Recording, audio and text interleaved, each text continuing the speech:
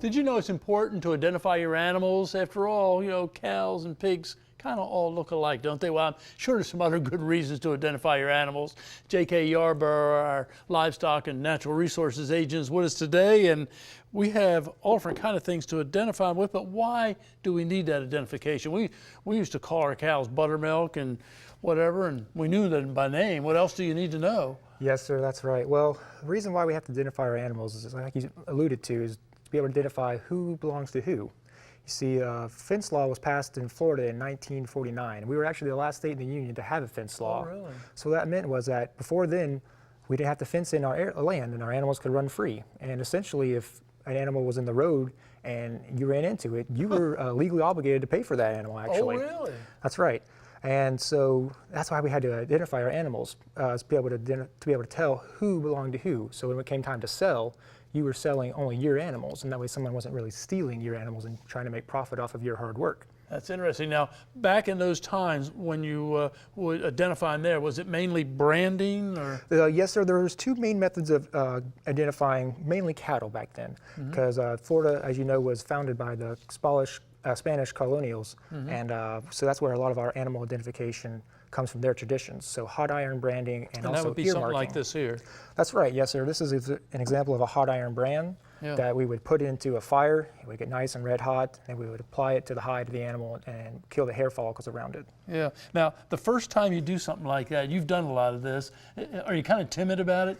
A little bit, yes, sir. It can be intimidating because that iron is very hot, and you can feel the heat off it for sure. Yeah. Now, this is another one here. This is electric, right? Yes, sir. Same principle? Same principle. It's just a little bit more modern, where we plug it into a modern outlet, and it heats up, and we apply it. Yeah. Now, this is a Y for the Yarborough brand. Yes, sir. That's correct. Very good. Now, what's that one there? This one is actually what we call a running iron, a running brand. It's actually was illegal in the day because this too you put in a hot iron, in a fire, and got nice and hot.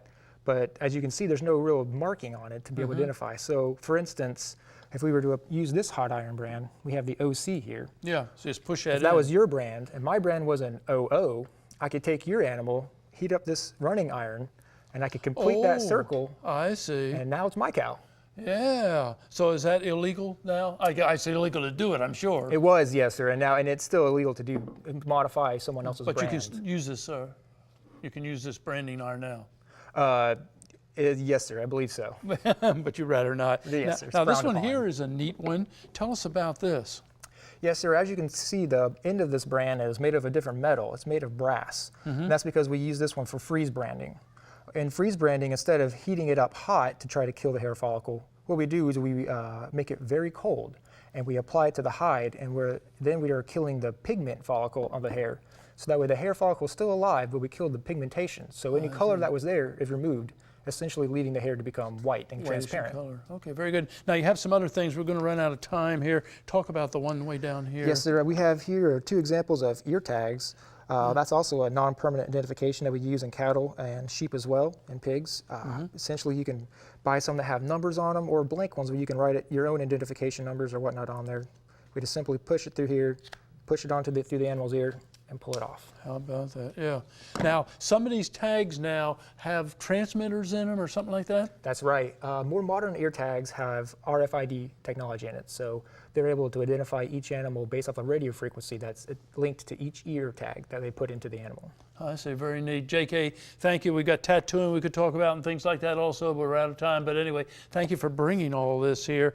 Really interesting how you identify your animals today and the reason you do it, you know. Yes, it's sir. just you want to know where your animal happens to be. So now you know why we use all these branding irons and ear tags and things like that to identify our animals.